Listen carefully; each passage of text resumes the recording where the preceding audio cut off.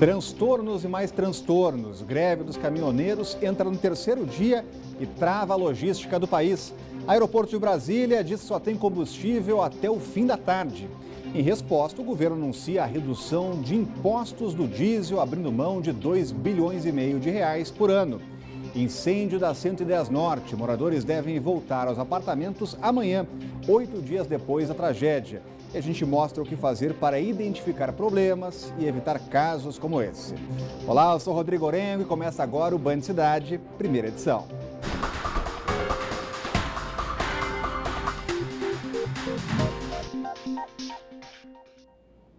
A campanha do governo federal que incentiva o descarte correto de lixo eletrônico está completando uma década. E até sexta, um posto móvel fica na esplanada dos ministérios à disposição de quem tem qualquer equipamento que não funcione mais. A meta para este ano é recolher pelo menos 10 toneladas. Aquele computador quebrado ou o celular que não funciona mais. O que fazer com tudo isso? Eu vou jogando lá para os cantos lá, vou deixando nos cantos. Não tem onde levar nem nada. Ou você descobriu um lugar agora que tem onde a gente levar eles agora? Pois é, Paulo, descobri sim. Esse ônibus tem exatamente essa função, receber tudo que é considerado lixo eletrônico. Primeiro, eles passam por uma triagem para saber o que está funcionando e o que não tem mais conserto. O que ainda estiver servindo, ele passa por uma manutenção e é doado. Já o que não tem mais utilidade vai ser desmanchado e transformado em outros materiais. Agora, quem tem medo de entregar celular ou computador porque tem documentos pessoais, pode ficar tranquilo. Essa é uma relação ética nossa. A gente sabe que os equipamentos têm ali fotos pessoais do esposo, da esposa, da criança. Então a gente tem todo esse cuidado de garantir a destruição desses dados. Nós fazemos a formatação física dos equipamentos e esse ônibus, que é a nossa unidade móvel, ele também está equipado para que a gente possa conectar ali o pendrive, conectar o smartphone e fazer a formatação física desses dados. Só nesta semana, o ônibus que vai ficar parado em pontos da esplanada dos ministérios espera recolher 10 toneladas de lixo eletrônico. E para facilitar a vida de quem ainda tem dificuldade em classificar esse tipo de descarte, o Vilmar ajuda. Vai desde o chuveiro elétrico, da chapinha de alisar o cabelo, da batedeira, o liquidificador, até o smartphone, o computador, a impressora, passando por cabos, carregadores de celulares que hoje todo mundo tem em grande quantidade. O Brasil é o segundo maior produtor de lixo eletrônico das Américas, ficando atrás somente dos Estados Unidos. A ONU estima que anualmente esse descarte irregular no planeta gira em torno de 50 milhões de toneladas. E o aeroporto de Brasília decidiu restringir o combustível dos aviões que chegam à capital. Isso porque os caminhões com querosene que abastecem o terminal do DF estão parados nas rodovias por conta da greve dos caminhoneiros. O reabastecimento precisa ser diário, o que não está acontecendo há 3 dias desde o início do protesto. Hoje, por enquanto, nenhum voo deixou de sair, mas a Inframérica diz que só tem combustível suficiente até o fim do dia. Contingenciamento. Essa é a palavra mais usada nas últimas horas dentro do Aeroporto Internacional Juscelino Kubitschek. O alerta é por causa da paralisação dos caminhoneiros motivada pela alta no preço dos combustíveis. Desde o início do movimento, a frota de caminhões que traz o querosene para o aeroporto de Brasília está retida no entorno do Distrito Federal. O reabastecimento precisa ser diário, o que não está acontecendo há 3 dias. Em nota, a Inframérica, a empresa que administra o terminal, afirma que a reserva de combustíveis garante o abastecimento de boa parte dos voos para esta semana. Entretanto, disse que as companhias aéreas estão sendo orientadas a pedirem aos pilotos a encherem os tanques antes de vir para Brasília. Ontem, a concessionária havia informado que, diante da incerteza de conseguir combustível na capital, 3 decolagens que passariam pela cidade foram canceladas. Só que mais tarde mudou a versão e garantiu que os cancelamentos foram em Guarulhos, causado pelo mau tempo no aeroporto pela manhã. Por fim, finalizou dizendo que os passageiros precisam buscar as companhias para informações sobre os voos e possíveis cancelamentos. E é bom ficar atento mesmo, pois segundo a Polícia Rodoviária Federal, as BR 060, 050 e 020 continuam bloqueadas pelos caminhoneiros. E o movimento está só crescendo e não tem prazo para terminar. Os manifestantes não deixam nenhum caminhão passar no sentido Brasília. A greve também afetou a operação dos Correios. Estão temporariamente suspensas as entregas de encomendas com dia e hora marcados e pode haver atrasos nas postagens normais. A empresa faz por mês cerca de R$500 milhão de entregas, são mais de 25 mil carros e 1.500 rotas terrestres. A gente vai conversar sobre esse assunto com o Sérgio Amaral, já está com a gente por aqui. Sérgio Amaral, muito boa tarde. A preocupação é grande dos telespectadores, das pessoas. Será que o país pode parar, Sérgio? Olha, toda vez que tem greve de caminhoneiro dá nisso, né, Rodrigo? É um desabastecimento em vários setores do mercado. Daqui a pouco, se isso se prolongar, se esse movimento se prolongar, a gente corre o risco de ter até desabastecimento nos supermercados, com prateleiras vazias, né? Ficando com as prateleiras vazias. Então, era de se esperar isso mesmo. Em todos os setores é prejuízo, porque isso foi decorrente de um erro histórico lá de trás. A gente, como país, privilegiou o transporte rodoviário em detrimento do transporte ferroviário. A gente está pagando esse erro histórico agora. E, infelizmente, não dá para dizer que os caminhoneiros não têm razão. Quer dizer, a briga deles é absolutamente legítima.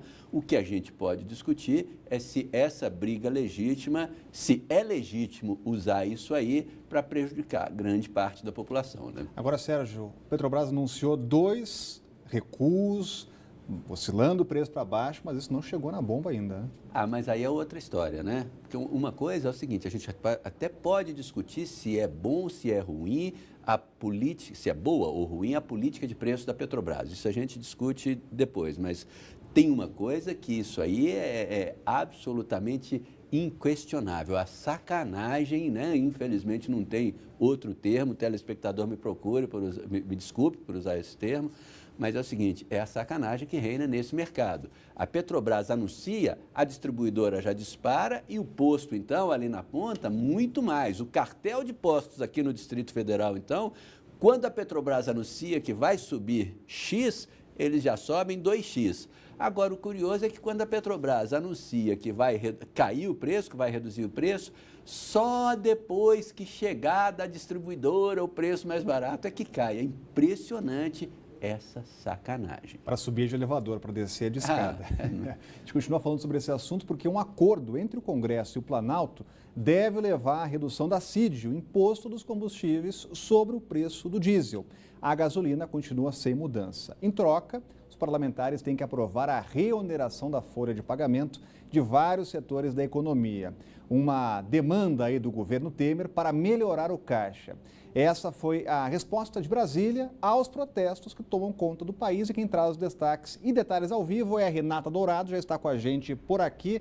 É o governo trocando um imposto por outro, Renata? Boa tarde. Pois é, Rodrigo. Boa tarde para você, para o Sérgio Amaral, para todos que estão aí nos acompanhando. Então, essa oscilação que a gente acompanha com muita tristeza dos combustíveis aí é um reflexo da variação do mercado internacional do petróleo e também do dólar. Desde julho do ano passado, a Petrobras ela fez essa associação com esse mercado internacional. Então, varia lá, varia aqui também. E o resultado é esse que a gente está vendo. Só a gasolina teve reajuste, foi reajustada 12 vezes, a gente está falando só neste mês. Então, desde essa política de julho do ano passado, o preço do diesel, da gasolina, subiu mais de 50%. E aí a gente vê essa paralisação dos motoristas, né, dos caminhoneiros, refletindo em todo o país, o que gerou realmente esse debate no Planalto, no Congresso Nacional. Então, ontem os presidentes da Câmara e do Senado chegaram a propor aí que o governo diminuísse um pouco esses impostos que incidem nesses combustíveis, que realmente são impostos altíssimos. O presidente da Câmara, Rodrigo Maia, chegou a anunciar aliás, de uma forma antecipada, o fim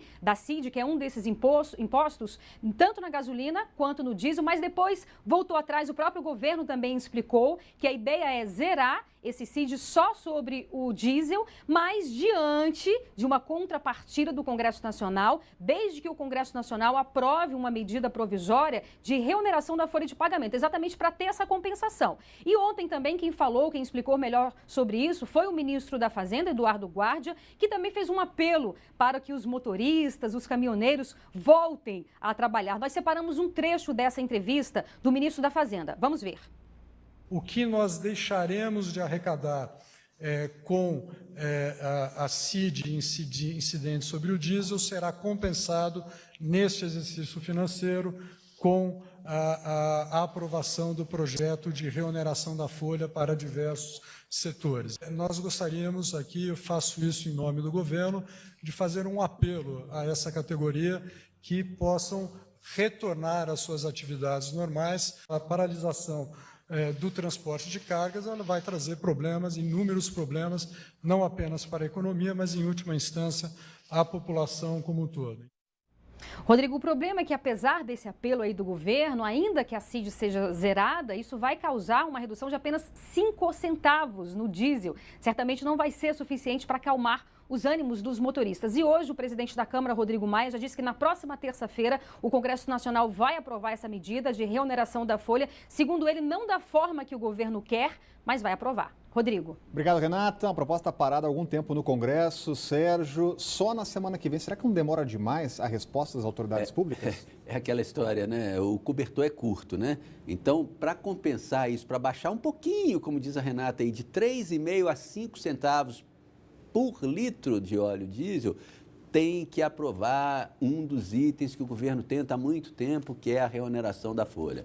A perda da CID vai dar 2,5 bilhões de prejuízo, vamos dizer assim, de buraco no caixa do governo, mas em compensação a reoneração enche o caixa com 3 bilhões. Então, para o governo, no final, vai ter um lucro aí de 500 milhões de reais. Agora, o problema é que será que de 3,5 a 5 centavos no litro, esse desconto aí no litro do diesel, vai mudar o ânimo desse pessoal que está parado, dos caminhoneiros? Eu acho muito pouco provável. E aí tem que continuar a discussão de como baratear o diesel, porque isso aí também é o seguinte, um dos grandes ganhos dos últimos anos, principalmente do governo Temer fala muito disso, um dos grandes ganhos do governo Temer foi a redução da inflação, que caiu de mais de 10% para menos de 3% ao ano. Isso aí é importantíssimo para a população e esse ganho pode ir pelo ralo se não for contornada essa questão logo do preço do combustível, porque toda a produção brasileira ela é escoada, ou quase toda a produção brasileira é escoada pelas rodovias. Vai ficar mais cara, vai ficar na distribuição mais cara, no comércio mais caro e nós vamos pagar mais caro por praticamente tudo. Então, o governo está preocupado, não é à toa e tem que achar uma solução para isso, né? E a gente vai continuar acompanhando essa novela aqui em Brasília. Olha, o racionamento vai continuar. Hoje falta água no Lago Norte, Varjão, Granja do Torto e Ceilândia Oeste. Também entram neste rodízio Recanto das Emas, Riacho Fundo 2, parte de São Sebastião e alguns condomínios do Jardim Botânico. O racionamento continua por enquanto. E a seguir, o BNDES aprova as 5 bilhões de reais para investimentos em segurança pública. Entenda melhor logo depois do intervalo, aqui no Band Cidade.